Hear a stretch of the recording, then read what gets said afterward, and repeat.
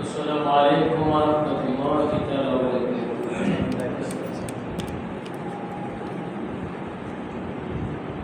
ভালো আছেন সবাই? আলহামদুলিল্লাহ। জোরে বলে ভালো আছেন কি আপনারা?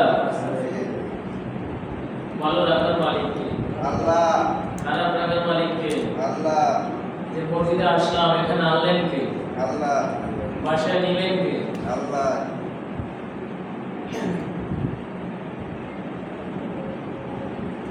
والصلاة والسلام عليك سيدي يا رسول الله. والصلاة والسلام عليك سيدي يا حبيب الله. الحمد لله نحمده ونستعينه ونستغفره ونعوذ بالله من شرور أنفسنا ومن سيئات أعمالنا. من يهده الله فلا مضل له ومن يضلله فلا هادي له. ونشهد أن لا إله إلا الله وحده لا شريك له. ونشهد أن سيدنا وسندنا وقلوبنا ورؤوفنا ورحيمنا ومعشوقنا ومحبوبنا ومولانا مولى الثقلين محمدا عبده ورسوله الذي أرسله بالحق بشيرا ونذيرا وداعيا إلى الله بإذنه وسراجا منيرا. وقد قال الله تعالى في كلامه المجيد وفرقان الحميد. قرآن شمال أعوذ بالله من الشيطان الرجيم. بسم الله الرحمن الرحيم. ألهاكم التكاثر حتى زرتم المقابر. صدق الله العظيم وصدق رسوله النبي الحبيب الكريم. وقال سبحانه وتعالى إن الله وملائكته يصلون على النبي يا أيها الذين آمنوا صلوا عليه وسلموا تسليما. اللهم صل على سيدنا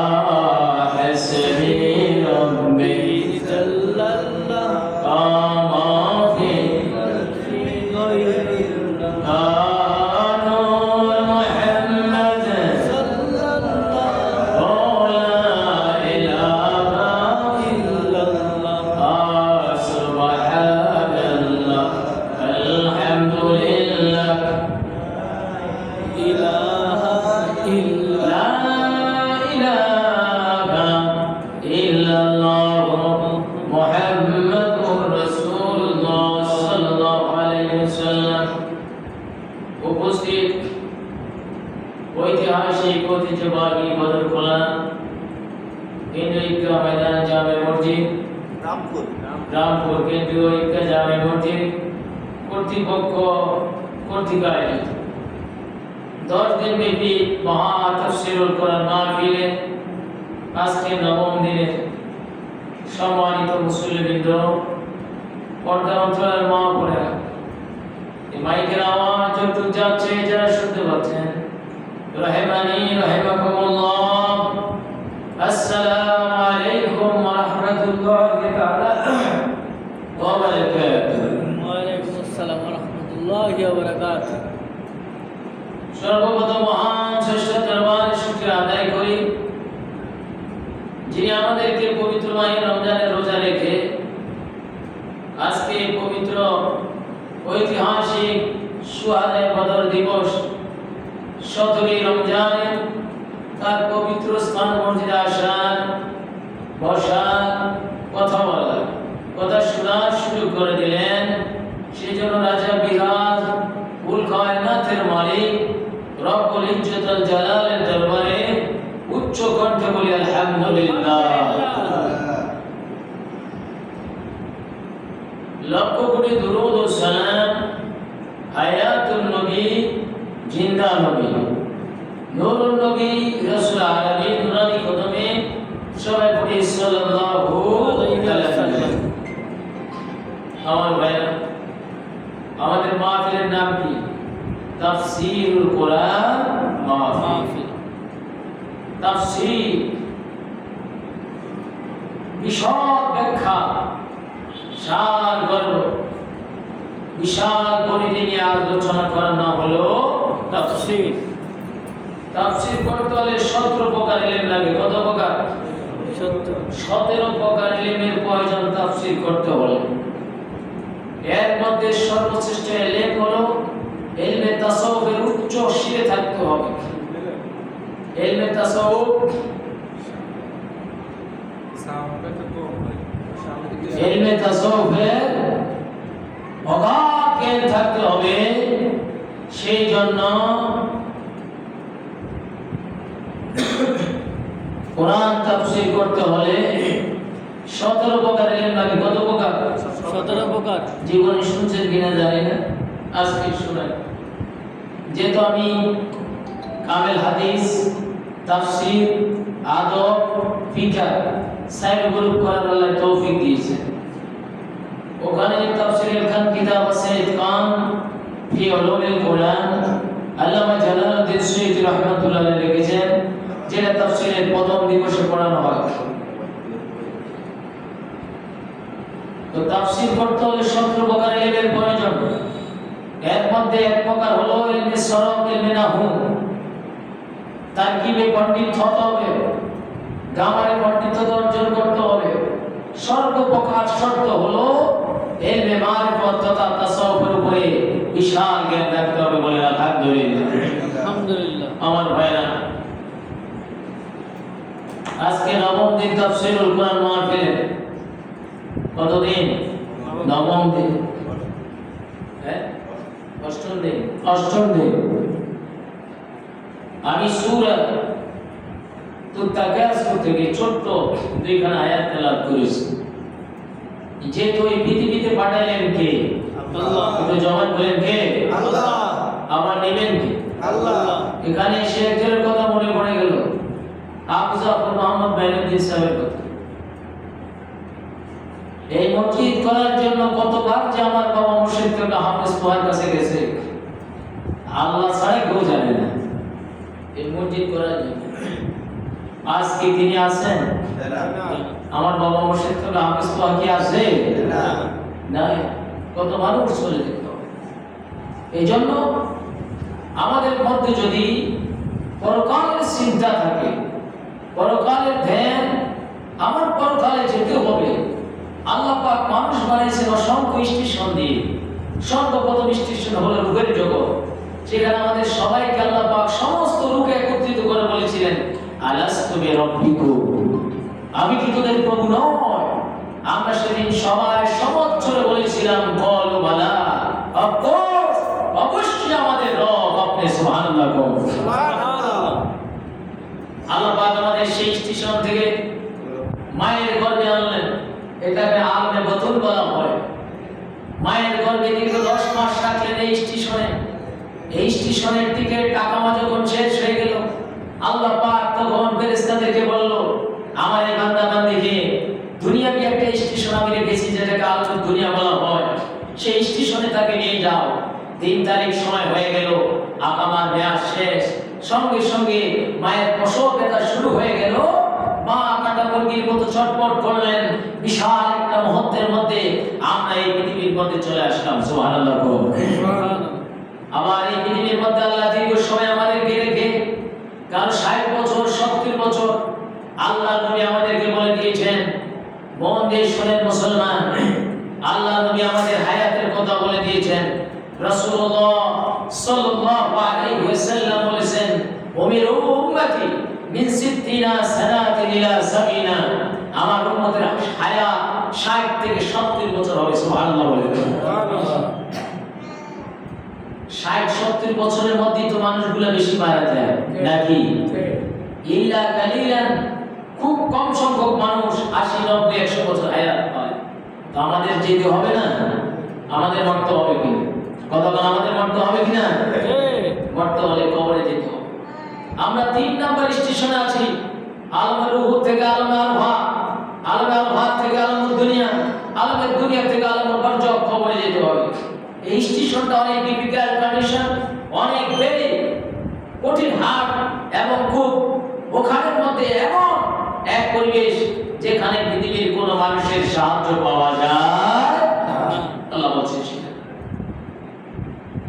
আল্লাহ রাব্বুল আলামিন এই সূরাতুল তাকাসুর যেদিন নাযিল করলেন আমার ভাইরা, আল্লাহ পাক এই সূরা যখন আল্লাহ পাকের হাবিবের উপরে নাযিল করলেন, আল্লাহ নবী যখন এই সূরা তেলাওয়াত করে শোনালেন, আল্লাকুমুত তাকাসুর হাত্তা যুরতুমুল মাকাবির, পৃথিবীর মানুষ তোমরা দুনিয়াবি ধন সম্পদের প্রতিযোগিতায় ব্যস্ত থাকো, কারো একটা বাড়ি আছে আরেকটা বাড়ি করার জন্য প্রিপারেশন নিয়ে রাখো, একজন সন্তান আছে আরেকজন চাও, 20,000 টাকা বেতনের চাকরি, 40,000 টাকা ডাবল আপ চাও, জায়গা 20 কানি আছে আরো 10 কানি কিনতে চাও, আছে কি এরকম মানুষ?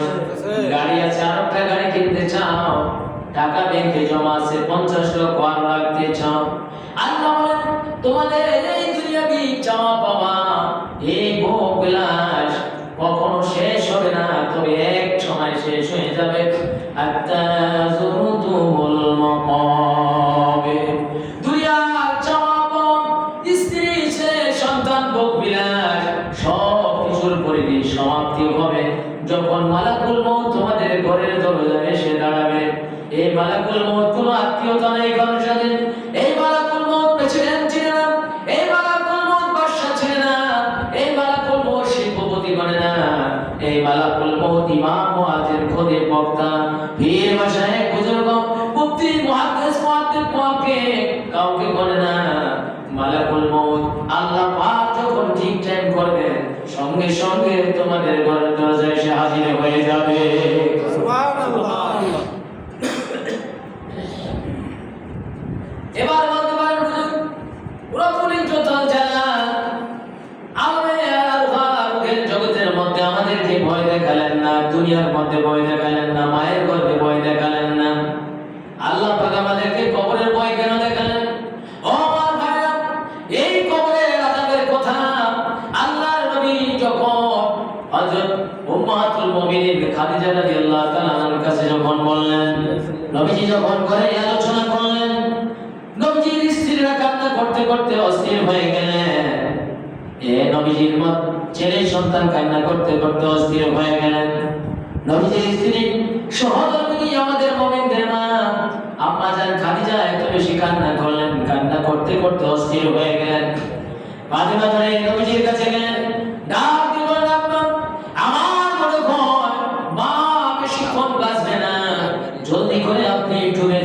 ঘরে ঘরে চলে আসেন। আমার ভাইয়েরা রে, আমার নবী দেরি করলেন না, ঘরের মধ্যে এসে দেখেন উম্মাহাতুল মুমিনিন নবীজির প্রাণপ্রিয় স্ত্রী হযরত খাদিজা, যাকে পৃথিবীর কোনো মানুষ তো সালাম তো মানুষের নয়, এই পৃথিবীর সাধারণ কোনো ব্যক্তির সালাম নয়, যাকে গোটা পৃথিবীর রাজা বিরাজ মহান আল্লাহ সালাম দিয়েছেন। খাদিজাকে সালাম দিয়েছেন কে? আল্লাহ। খাদিজা কান্না করেন, আল্লাহ নবী ঘরে এসে বললেন, খাদিজা কি হয়েছে, কেন কান্না করো? হযরত খাদিজা চোখের পানি ছেড়ে দিয়ে বলে, ইয়া রাসূলুল্লাহ, অন্তর নরম করে দেন, ও আল্লাহর নবী, আপনি কবর সম্পর্কে যে বইয়ের কথা বলেছেন, কবরের আযাবের যে কথা আমাদেরকে বলেছেন, কবরের যে কথা চেতনার কথা আমাদেরকে বলেছেন, আমি খাদিজার ভয় ভয় না জানি আমি ইসলাম গ্রহণ করার আগে কত বেগানা পুরুষ আমাকে হয়তো দেখেছে, তখন পর্দার আয়াত নাযিল ছিল না। ইয়া রাসূলুল্লাহ, আমি খাদিজার ভয় ভয় আমি কবরে কিভাবে যাব, কবরের জবাবগুলো কিভাবে দিয়ে দেব? নবী আমার বলে, খাদিজা রে, কান্না করবে না, শান্ত হও। খাদিজা নবীজির কদম জড়িয়ে ধরে বলে, ইয়া রাসূলুল্লাহ, আমার 40 বছর বয়সে, আপনার 25 বছর বয়সের সময় আমাকে বিবাহ করেছেন। আমি খাদিজার জীবন জৈবন ধন সম্পদ সবকিছু আপনার আল্লাহর দ্বীনের জন্য, আপনার রিসালাতের জন্য আমি দিয়েছি। কোনোদিন কো আপনার কাছ থেকে হিসাব চাই না। আমার এই বিজনেসের কোটি কোটি দিনার আপনি কোন পদে ব্যয় করেন, আমি আর চাবো না। ইয়া রাসূলুল্লাহ, ও আল্লাহর নবী, আমি খাদিজা আপনার কাছে কোনো চাওয়া পাওয়া আমার নাই, আমি শুধু আপনার কাছে একটু চাই, আপনি আজকে কবরের যে আযাবের কথা আমার কাছে বললেন, আমি খাদিজা আপনার কাছে জানতে চাই, আমি খাদিজার ভয় ভয় কবরে আমি জবাবগুলো দিতে পারবো কিনা। আমি আপনার কদম ছাড়বো না, এই কদম তখন ছাড়বো আপনি যদি আমার সাথে ওয়াদা দেন, আমি খাদিজার মরার পরে আমি খাদিজাকে জানাজা আপনি পড়াবেন, আমাকে কবরে রাখবেন, আমাকে কবরে রেখে আপনি কবরের পাশে দাঁড়াইয়া আমি খাদিজার প্রশ্নের জবাবগুলো ফেরেশতা রেখে দিয়ে দেবেন। আল্লাহ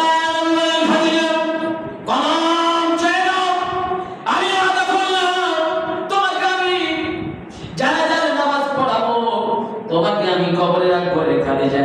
ও খাদিজা ভয়ে কি করো, আল্লাহ তো তোমাকে সালাম দিয়েছেন। কোন দিন আল্লাহ খাদিজাকে সালাম দিলেন? খাদিজা পৃথিবীর সব কিছুর চেয়ে আমার নবীকে বেশি ভালোবাসেন। সুবহানাল্লাহ। নবী যখন গায়খানার মধ্যে ওহির জন্য বসে থাকতেন, আল্লাহর নবীর জন্য খাদিজা প্রায় আধা কিলোমিটার উপরে খাওয়া নিয়ে, এখনো সেই পাহাড় আছে আরব দেশের মধ্যে, এখনো সেই পাহাড় আছে কিনা বলেন? আছে না সেটা?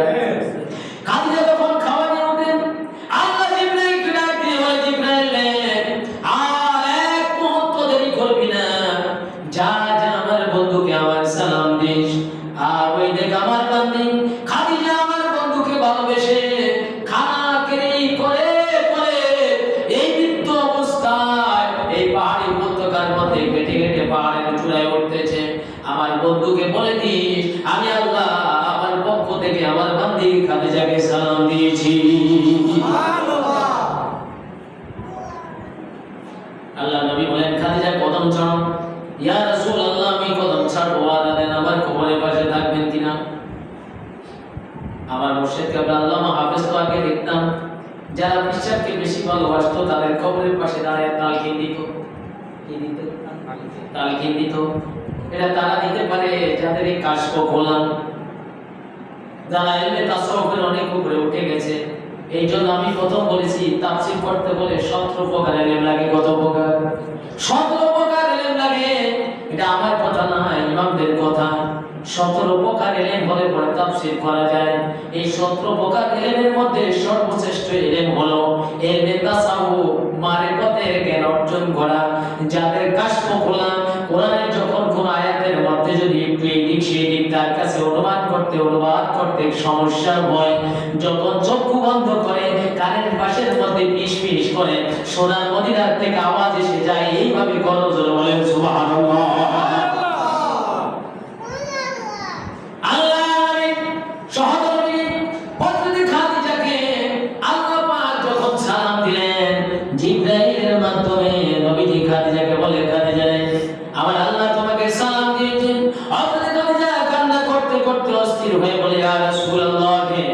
আল্লাহর সালামের জবাব কিভাবে দিতে হয় আমি তো জানি না, আমি খাদিজার পক্ষ থেকে আপনি আল্লাহর সালামের জবাব দিয়ে দেন। এবার খাদিজা ইন্তেকাল হল। আল্লাহ নবী খাদিজাকে জানাজা কমপ্লিট করলেন। কমপ্লিট করার পরে খাদিজাকে দাফন করলেন। কবরের পাশে দাঁড়িয়ে রইলেন 40 কদম পার হওয়ার পরে। আল্লাহ নবী বলেন, ইজাউ দখালাল মাইয়াতু কবরহা মুসরাত লাহু শামসু ইনদা গুরুবিহা ফায়াজলিসু ইয়ামসাহু আইনাইহি ওয়া ইয়াকুলু দাউনি উসাল্লি। আল্লাহ নবী বলেন, কোন বান্দা বান্দি যখন কবরে রাখা হয় তখন পশ্চিম দিক থেকে দুইজন ফেরেশতা আসে এবং নখে এদেরকে তোলানোর পরে তাদেরকে প্রশ্ন করা হয়, মান রব্বুকা ওয়া মান দীনুকা। লাস্টের ফাইনাল প্রশ্ন হলো মুসলিম শরীফের মধ্যে একখান প্রশ্ন আর বুখারীর মধ্যে তিনখান প্রশ্ন। বুখারীর মধ্যে মান রব্বুকা ওয়া মান দীনুকা ওয়া মান নাবিয়ুকা, আর মুসলিম শরীফের মধ্যে একখান প্রশ্ন, মা কুনতা তাকুলু ফি হাযা রাজুল আল্লাযী বুইসা ফীকুম। বুখারী রওয়ায়াতে আছে ফা আম্মাল মুমিন। না, মুসলিম শরীফে তিনখান, মুসলিমে কয়খান? মুসলিম শরীফে হলো তিনখান প্রশ্ন আর বুখারী শরীফের মধ্যে একখান প্রশ্ন। মুসলিম শরীফে তিনখান প্রশ্ন হলো মান রব্বুকা ওয়া মান দীনুকা ওয়া মান নাবিয়ুকা, আর বুখারী শরীফের মধ্যে কবরে একখান প্রশ্ন করা হবে। ইমাম বুখারী আনলেন হাদিস, এখানে জিজ্ঞেস করা হবে মান তাকুলু মা কুনতা তাকুলু ফি হাযা রাজুল আল্লাযী বুইসা ফীকুম আইয়া মুহাম্মদ সাল্লাল্লাহু আলাইহি ওয়াসাল্লাম। বুখারী রওয়ায়াতের মধ্যে আসলো ফা আম্মাল মুমিন, যদি লোকটা মুমিন হয়ে যায় ওই লোক সিলে বলবে আশহাদু, আমি সাক্ষ্য দিচ্ছি। উনি বলেন হাযা নাবিয়ুনা মুহাম্মাদুর রাসূলুল্লাহ।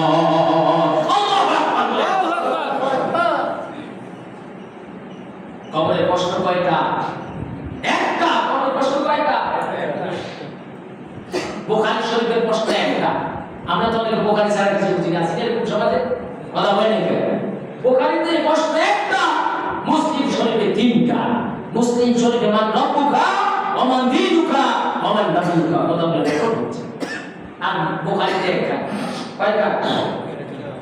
মা কুনতা তাকুলু ফি হাযা রাসূল আল্লাযী বুইসা ফীকুম আইয়া মুহাম্মদ সাল্লাল্লাহু আলাইহি ওয়াসাল্লাম ফা আম্মাল মুমিন, লোকটা যদি নরনারী মুমিন হয়ে গেলে সে বলবে আশহাদু, আমি সাক্ষ্য দিচ্ছি আল্লাহ ছাড়া কোনো মাবুদ নাই, আর উনি হলেন আখির নবী মুহাম্মদ রাসূলুল্লাহ সাল্লাল্লাহু আলাইহি ওয়াসাল্লাম। সুবহানাল্লাহ সুবহানাল্লাহ। তো নবীর সাথে যদি সম্পর্ক না থাকে, নবী কি দেখি কি কবর চিনা যাবে? নবী ছাড়া নেই সাহারা, বল নবী ছাড়া নেই সাহারা, সোনা দুনিয়া বলা নবী মোদের জানের জান গো, নবী মোদের জানের জান গো, নবী কমলে গলা, নবী ছাড়া নেই সাহারা, বলেন নবী ছাড়া নেই সাহারা, সোনা দুনিয়া বলা নবী মোদের জানের জান গো। নবী আমাদের জানে জান কি না? লা ইউমিনু আহাদুকুম হাত্তা আকুনা হাব্বা ইলাইহি মিন ওয়ালিদিহি ওয়া ওয়ালিদিহি ওয়ান নাস আজমাইন। সুবহানাল্লাহ। নবী বলেছেন যে তোমরা ওই পর্যন্ত কমপ্লিট মুমিন হবে না যতক্ষণ না তোমাদের জান মাল এবং কি তোমার জীবনের চেয়েও আমাকে বেশি ভালো না বাসবে। সুবহানাল্লাহ সুবহানাল্লাহ। এই হাদিস তেলাওয়াতের পরে সাইয়েদনা ওমর ইবনে খাত্তাব রাদিয়াল্লাহু তাআলা আনহু নবীজির কাছে ছিলেন। তিনি বলেন ইয়া রাসূলুল্লাহ ইল্লা নাফসাল্লাতি, ও নবী আল্লাহর কসম আমি আপনাকে আমার সব কিছুর চেয়ে বেশি ভালোবাসি, কিন্তু আমার জীবনের চেয়ে বেশি ভালোবাসতে পারি নাই। নবী বলেন ওমর তুমি এখনো পরিপূর্ণ মুমিন হও নাই। তখন নবীজি ওমর রাদিয়াল্লাহু তাআলা এদিকে আসেন, ওমর রাদিয়াল্লাহু তাআলা গায়ের উপরে হাত বুলিয়ে দিলেন। আমার কাছে থাকেন, হাল একবার একরকম থাকে, কোন সময় কার গাতে কোন হাত লাগে, কার ভাগ্য পরিবর্তন হয়ে যায় সেটা আল্লাহ ছাড়া কেউ জানে না। সুবহানাল্লাহ। এজন্য কাছে থেকে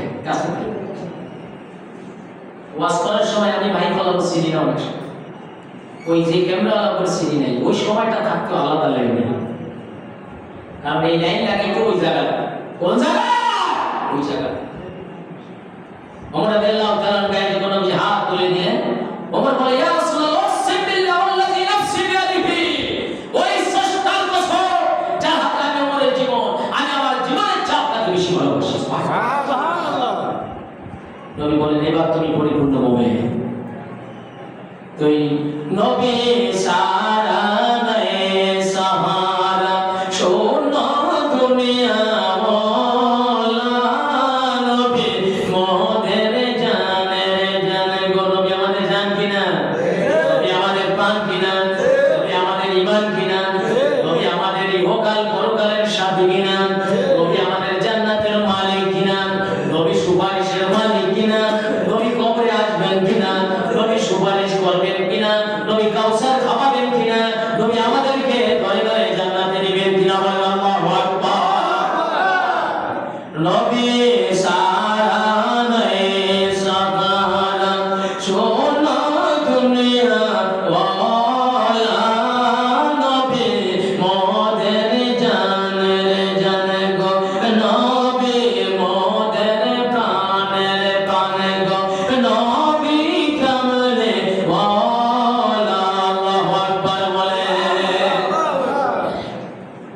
মাহফিলে আসতাম না, শারীরিকভাবে অসুস্থ, গেছি চতন্দর, ওখানে গিয়েছিলাম। আবার 21শে রমজান থেকে 26 রমজান পশুয়া, ঠান্ডা লাগছে, আসতাম না। আমি একটু গুতা দিয়ে দেখলাম যে দাওয়াত দিছে, তাহলে আসলে শুনে কিনা, নবীর আসে কিনা। পরে দেখলাম কান্নামো হয়ে গেছে কথায় মোবাইলে। আমি কবে যাবো না, আমার ওয়াইফ কিন্তু আমার চেয়ে পড়াশোনা হুজুর কেবলের পড়ি, তাই সব হুজুর কেবলের এবং কামের পরীক্ষায় আমার চেয়ে 5 ক্লাস পায়, আমার প্রায় 200 নম্বর বেশি হয়েছে। আমার চেয়ে 5 ক্লাস পায়, দাখিল বোর্ডের ক্লাস আর এক কাজের সব স্টার স্টার। আমি তো কোনো টাইম এক ইচ্ছা হাঁস ছড়ে গিটটা দিয়ে পাশ করে এসেছি। তো আমি দেখি ওর রাগ করছে, আমার ওয়াইফ বলে সুনিয়তের খেদমতে ছেলেরা ফোন করছে। আমি কই রাখবো, আমি একটু টেস্ট করলাম, যাইতেছি। পরে ফোন দিলাম, আমি আইতেছি। টাকার জন্য আমি দিন পাগল না, আল্লাহ একবার মসজিদে বলি আল্লাহর কসম, এই পর্যন্ত কেউ যদি কোনো ডকুমেন্ট দেখাইতে পারে যে কোনো মাহফিলে আমি কন্ট্যাক্ট করে গেছি বা টাকা চাইছি, ওই ব্যক্তির জুতা আমার গা, কোথায় নয়।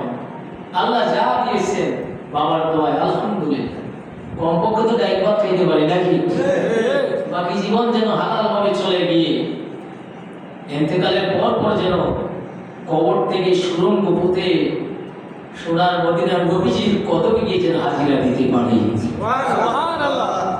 এই সাওয়া, এই পাওয়া, কারণ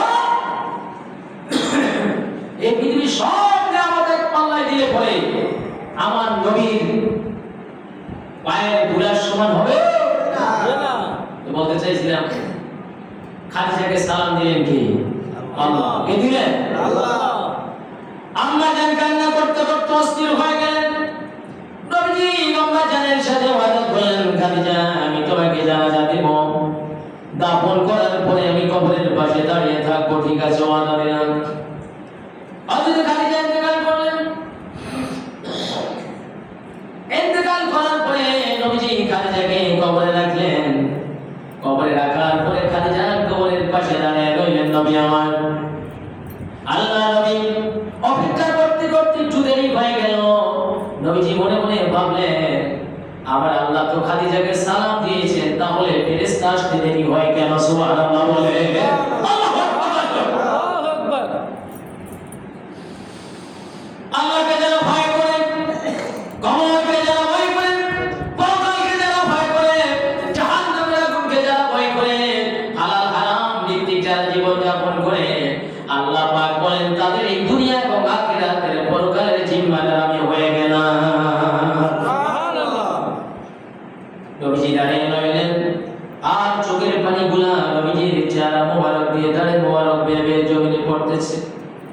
আল্লাহ জিবরাইলকে ডাক দিয়ে বলেন, জিবরাইল, আর দাঁড়িয়ে থাকবে না, যা যা, ওই যে আমার বন্ধু দাঁড়িয়ে আছে, আমার বন্ধুকে আমার সালাম দিবি।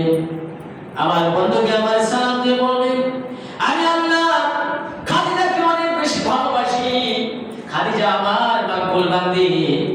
আমি আল্লাহকে খাদিজা অনেক বেশি ভয় করেছে, কবরের আযাবকে ভয় করেছে, কবরের শাস্তিকে ভয় করেছে, কবরের প্রশ্নের জবাবকে ভয় করেছে। আমরা কবরের ভয় করিনি, আমাদের মধ্যে কবরের ভয় নাই, সেই জন্য আমরা দুনিয়ার মধ্যে যা পাই তাই খাই। আমার ভাইরা, কবর এমন এক জিনিস, আল্লাহ নবীর একজন সাহাবী ছিলেন জলিলুল কদর সাহাবী হযরত মুআয ইবনে জামাল। কি নাম? মুআয ইবনে জামাল। যে মুআযকে আল্লাহ নবী আগের শাসনকর্তা হিসেবে পাঠালেন, এই মুআয ইবনে জামাল যেদিন ইন্তেকাল করলেন, আল্লাহ পাকের হাবিব মুআযের জানাজা নিজে পড়াইলেন। জানাজার নামাজ পড়ানোর পরে নবীজি মুআযকে কবরে রাখলেন। কবরে রাখার পর মুআযের কবরের পাশে দাঁড়িয়ে রইলেন। আল্লাহ নবী ছোট্ট বাচ্চাদের মতো কেঁদে উঠলেন, সাহাবারা নবীজির সাথে কেঁদে দিলেন। নবীজি কিছুক্ষণ পরে কান্না বন্ধ করলেন। কান্না বন্ধ করার পরে মুনাজাত দিয়ে শুকরিয়া আদায় করে সেখান থেকে চলে আসলেন। সাহাবারা বললেন, ইয়া রাসূলুল্লাহ, আপনি কান্না করলেন, আবার মুনাজাত দিয়ে আলহামদুলিল্লাহ বললেন। নবী আমার বলে, সাহাবীরা, আমি কান্না করলাম, তোমরা কেন কান্না করছো? ইয়া রাসূলুল্লাহ, আপনি মুআযের কবরের পাশে দাঁড়িয়ে কান্না করলেন, নবী কাঁদবে, আমরা হাসবো, এটাও মত হতে পারে নাই। আল্লাহ নবী বলেন, আমার সাহাবীরা, মুআযকে তোমরা চিনো কিনা? ইয়া রাসূলুল্লাহ, মুআয হলো আপনার সাহাবী, আমাদের দিনী ভাই। নবী আমার বলেন, সাহাবীরা রে, এই মুআযের জানাজায় হাযাল্লাযী তাহাররাকা লাহুল্লাহ, এই মুআযের ইন্তেকালে আল্লাহ পাকের আরশ আজিম মুআযের দুঃখে দুঃখিত হয়ে মুআযকে ভালোবেসে আল্লাহর আরশ আজিমকে পেয়েছিল। সুবহানাল্লাহ।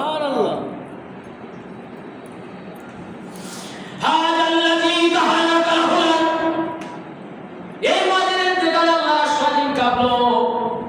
অফুতিহাত লাহু আবওয়াবুস সামায়, আর আমার এই মুআয সাহাবীর ইন্তেকালের মুআযের সম্মানার্থে আল্লাহ আসমানের সব দরজা খুলে দিলেন। সুবহানাল্লাহ।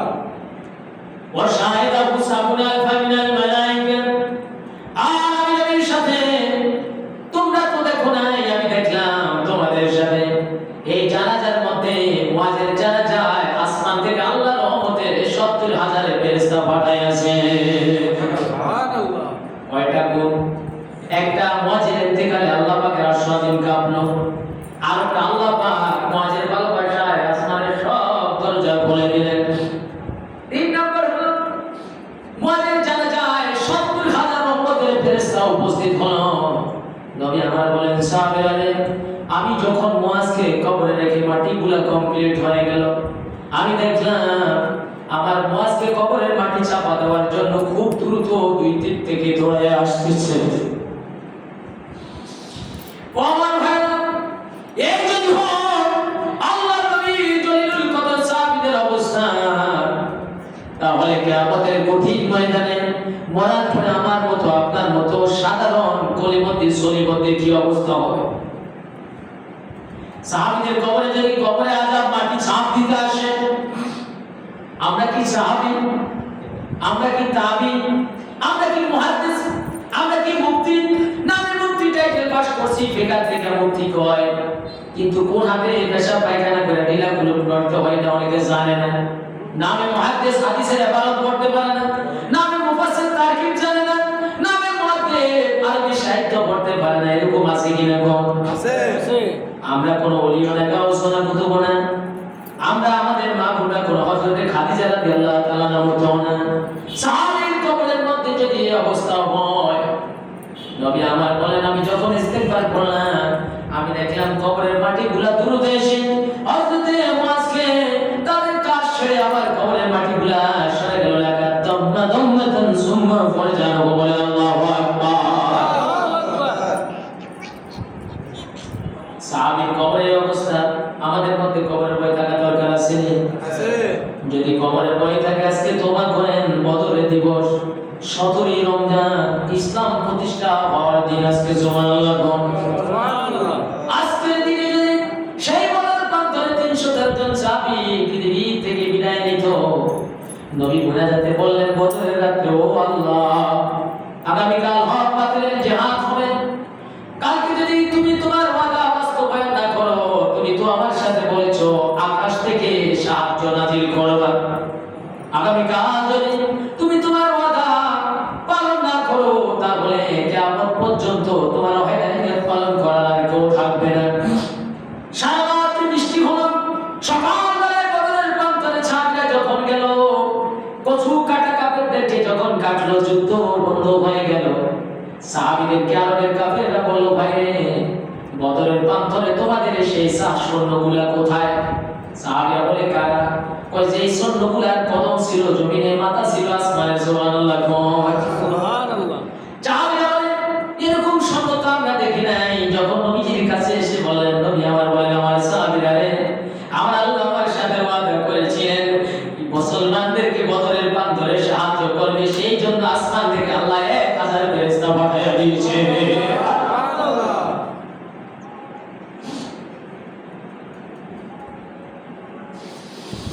আল্লাহ, সে আল্লাহ আজকে কি করবে? সে আল্লাহ আজকে দিনা আর মুসলমানের পক্ষে কেউ নাই। কুয়েত বলেন, কাতার বলেন, বাহরাইন বলেন, জর্দান বলেন, সৌদি আরব বলেন, মিশর বলেন, দুবাই বলেন, গোটা বিশ্বের মুসলমানরা বড় বড় মদের বোতল আর গাড়ি নিয়ে রাত্রে শুয়ে থাকে, ইহুদিদের দালালি করে, আর ফিলিস্তিনে পাখির মতো গুলি করে, ইসরায়েলে আমার মা বোনদেরকে হত্যা করে। ঠিক কিনা গো? এই ফিলিস্তিনের বিরুদ্ধে কোন মুনাফিকরা জবান খোলে না। শুধুমাত্র কেবলমাত্র একজন ব্যক্তি, যাকে আল্লাহ পাক এই পৃথিবীর জন্য মনে হয় মরতে মুজাহিদ হিসাবে কবুল করেছেন, ইরানের প্রেসিডেন্ট আয়াতুল্লাহ খামেনি। তার এই দীর্ঘ জীবন, সারাটি জীবন করে মুসলমানদের পক্ষে কাজ করে গেলেন। ঠিক কিনা বলে? আফসোস হবে, গোটা বিশ্বের মুসলমান মুনাফিকদের বিরুদ্ধে মুসলমান কিছু বলতে পারে না, ইসরায়েল আমেরিকার বিরুদ্ধে।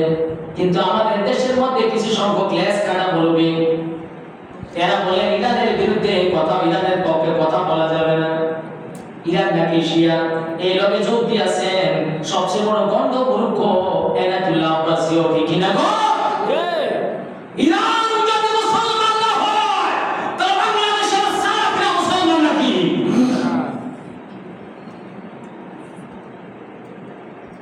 আয়াতুল্লাহ খামেনি গোপন অঙ্গের একটা পশমের যোগ্যতা আয়াতুল্লাহ আব্বাসী এবং সালাফিদের নেই। ঠিক কিনা বলেন? সুতরাং কথা বলার সময় হিসাব করে বলতে হবে। মুসলমানদের পক্ষে যে এবং রাখতে হবে এই করুণ পরিণতির মধ্যে, যারা মুসলমানদের পক্ষে কথা না বলে, ইহুদিদের সুরে সুর মিলাবে, সেই যত বড় মহাদ্দেশ পত্নী হোক না কেন, মনে রাখতে হবে ইহুদিদের পাঁচাটা গোলাম। ঠিক কিনা বলেন? আল্লাহ পাক মুসলমানের জন্য বিশাল এক নিয়ামত আয়াতুল্লাহ খামেনিকে এই জমিনে পাঠিয়েছিলেন। তারপরে 85 বছরের বয়সে ইসরায়েলের বর্বর হামলায় শহীদ হয়েছেন। আল্লাহ পাক তাকে জান্নাতের মেহমান হিসেবে কবুল করুন। আমরা উচ্চ করতে বলি আমিন। কুসুমউদ্দিন আসলিমউদ্দিন, তোমার দ্বারা বাংলাদেশে কি উপকার হয়েছে? এই পর্যন্ত আয়াতুল্লাহ আব্বাসী যত মানুষের কাফের বলেছে, আমার মনে হয় তার শরীরে এতগুলো ফসল নেই। কুল্লু শাইইন ইয়াজি আসলি, প্রত্যেক জিনিস তার মূলের দিকে নামিত হয়। যে কাফের সে অন্যকে মনে করো কাফের। কথা বলতে হবে মুসলমানদের পক্ষে। এখন শিয়া সুন্নি দেখার কোনো সুযোগ নেই। ঠিক কিনা বলে? এখন দেখতে হবে মুসলমানদের পক্ষে কারা, ফিলিস্তিনের পক্ষে কারা, ইহুদিদের বিরুদ্ধে কারা। ঠিক কিনা বলে? আমার ভাইরা, আর 5 মিনিট। তোর নৌকাটাকে যখন কবরে রাখলেন, নবীজি দাঁড়িয়ে রইলেন, কান্না করতেছেন, কি রে আমার খাদিজাকে কি আল্লাহ ভুলে গেছে নাকি? সুবহানাল্লাহ। সুবহানাল্লাহ। আল্লাহ জিবরাইলের কই কি রে তুই বেরকে রিসুস না, সিদরাতুল মুনতাহা থাকে তো একটু বসে স্টেশন ওখানে অফিস জিবরাইলে। আল্লাহ আমি কি করতাম? কালে যা আমার বন্ধুর দুঃখ, আমার বন্ধুর এই চোখের পানি যদি জমিনে পড়ে, ওই জমিন আমি আল্লাহ রাখবো না, আমার বরদাস্ত হবে না। সুবহানাল্লাহ বলে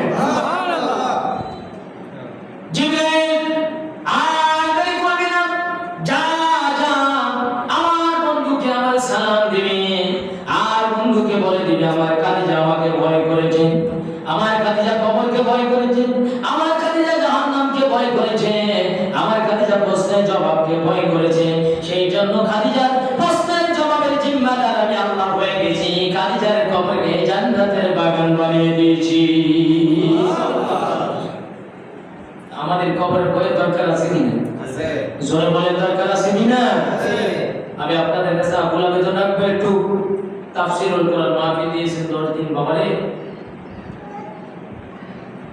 পুরীর তরকারি একটু, ইলিশ মাছের লেজা একটু, বল মাছের কানকা, ইসা মাছের লেজ, আলুর পত্তা সইতে না, একদিন এক একটা খালি মজা লাগে না। 10 দিন একজনকে দিয়ে তাফসীর করাবেন, শূন্য মজা পাইবেন, ওয়াজ করে মজা পাবেন। তাফসীর করতে হলে কোরআন শরীফ রাখবেন, যেইখান দিয়ে আপনাদের ভালো লাগে ওই সূরা খুলে দিবেন, যে হুজুর ওয়াজ না করতে আর মনে করবেন এটা সালাম নেই, কি নেই? সালাম নেই। কারণ বাংলাদেশে মুখস্থ হুজুরের অভাব নাই, ঠিক কি না?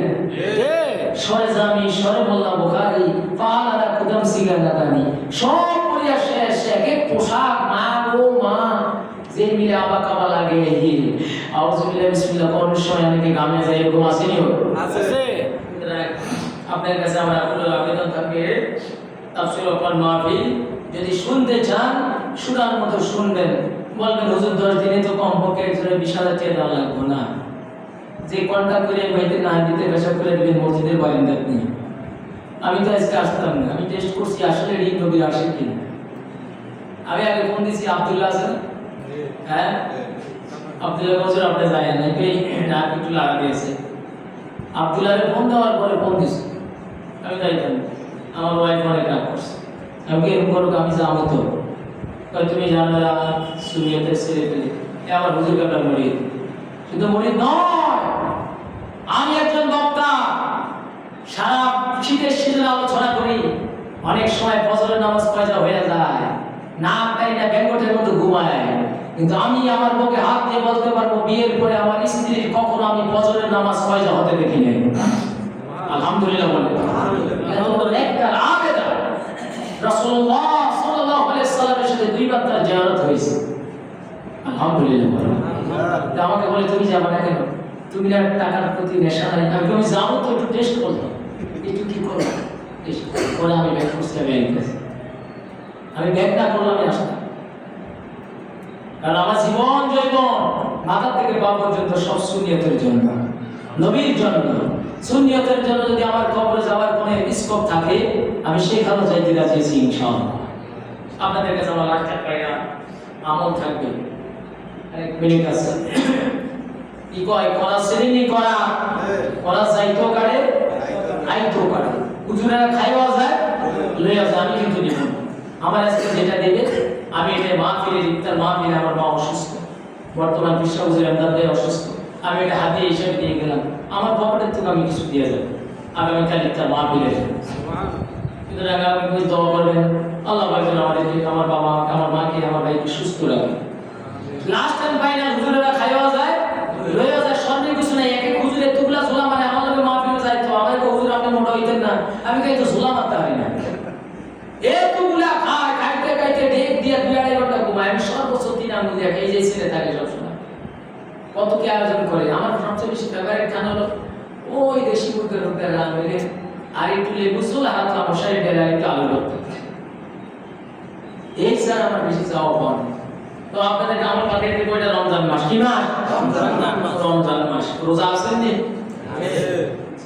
দামিও দিন আমার এক ড্রাইভারের কই রোজা আছে কিন্তু এই তো কুসুমুসি করে, ওরা আমি বড়ি কিনা, আমি তো বড়ি সুপার মিষ্টি তো টেস্ট করা দরকার, ড্রাইভারের কই তুই তো মনে রোজা নাই, আমি হ্যাঁ হুজুর নাই, আমি তো একটা মাইরে দেখো হুজুর কেমনে খায়, আমি কি এমনি জল হয়ে আপনি না খাইতে নাম দিয়ে মোবাইলে হাতে এতে মোবাইলে দিয়ে খাইয়ে লুটবো, সামান শেষের মধ্যে আফারে আগে কি মিষ্টি ওই যে বড়গুলো এত হিন্দু এতে সায়েন্স এত বড় বড় শব্দ মনে মনে কঠিন নাকি এত কোনো আন্দোলন নেই পরে 2 কেজি কি 6 কেজি তো আপনাদেরকে আমি একটু আমল দিয়ে যাবো সেটা হলো সূরাতুল ইখলাস কোন সূরা সূরা ইখলাস কুল হুয়াল্লাহ নবী বলেছেন ইজা জুজিলা তা'দিলু রাসূল কোরআন অকুল হুয়াল্লাহু আহাদ তা'দিলু সুলুসুল কোরআন অকুল ইয়া আইয়ুহাল কাফিরুন তা'দিলু রুবুল কোরআন নবী বলেছেন সূরা জিলজাল যে একবার পাঠ করলো পূর্ণ পারা কোরআনের সওয়াব তার নামে আমল দেওয়া হলো সুবহানাল্লাহ সাহাবী খুব সালাক সাহাবীরা চুপ করে বসে রয়েছে দেখে নবীজি থেকে আরো শর্ট সাজেশন বাইর হয়ে গেল